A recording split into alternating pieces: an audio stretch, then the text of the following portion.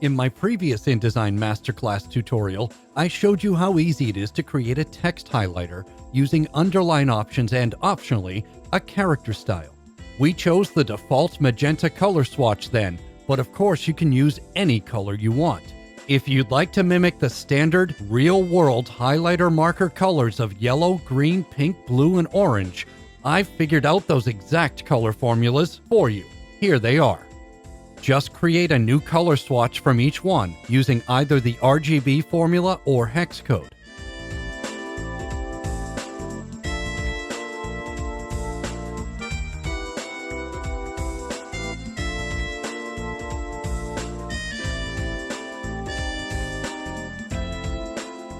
I've added mine into a dedicated swatch group called Highlighter Colors for easy reference and quick import into any new InDesign document I create.